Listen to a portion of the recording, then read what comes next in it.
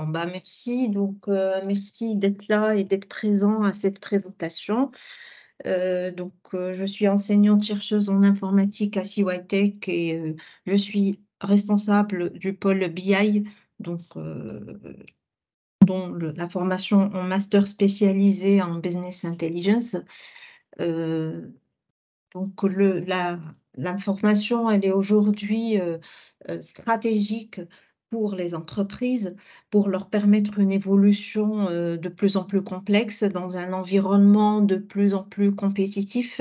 Être en capacité d'adapter et d'améliorer le modèle économique est devenu une exigence incontournable et ce master spécialisé en BI et Analytics s'insère bien dans ce contexte-là et il a comme objectif de former, donc aux différents métiers, de la BI et de l'analyse, principalement pour accompagner, les clients dans, l'analyse et la formulation des besoins, heu,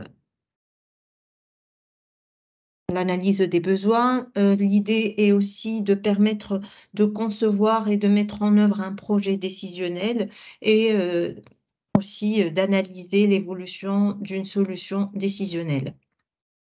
Donc, comme on le sait tous, on est submergé de data. Donc, la data, la donnée est plus que jamais un enjeu majeur et stratégique pour les entreprises. Au cœur du processus décisionnel, donc la maîtriser et en tirer les bonnes informations et par la suite les bonnes décisions donc permet d'adopter la stratégie qui va avec les besoins de l'entreprise et leurs projets internes et croiser ces données-là, extérieures et aussi intérieures, les plus pertinentes, les agréger et permettre la compréhension de ces données-là permet une prise de décision éclairée, ce qui fait partie des objectifs majeurs de la formation qu'on vous propose ici.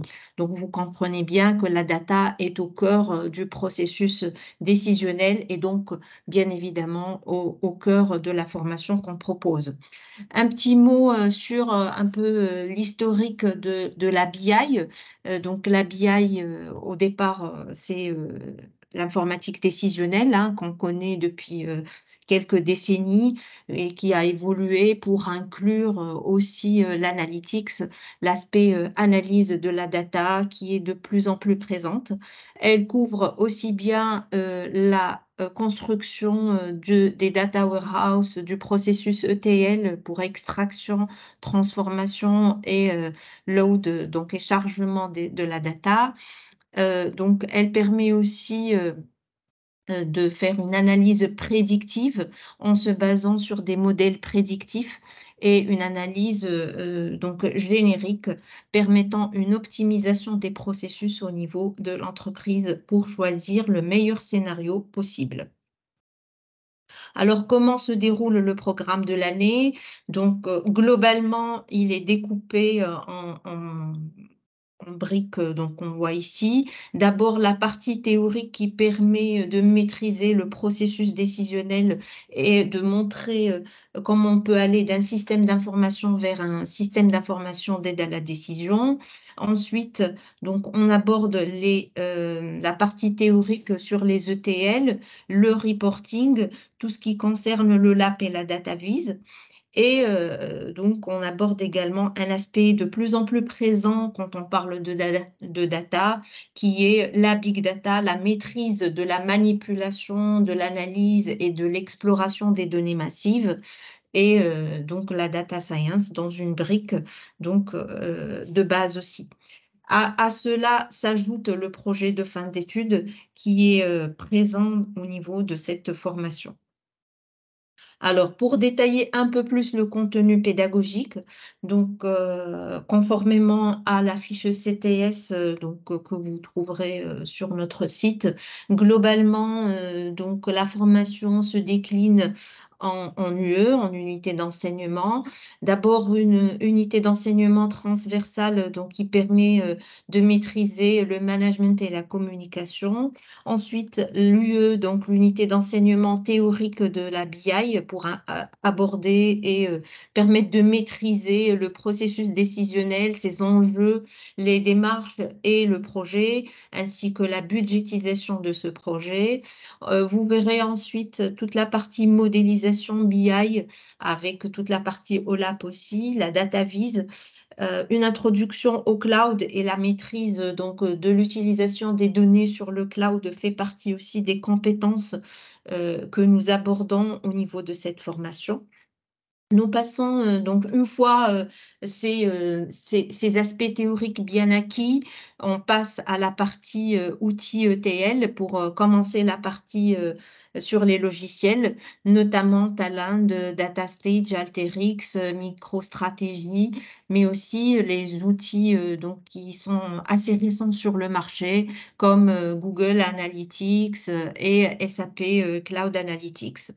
Et comme vous pouvez le voir ici, donc la partie BI et big data a bien sa place au niveau de cette formation, en maîtrisant, des aspects de Hadoop, de NoSQL, mais aussi, Spark et ses algorithmes.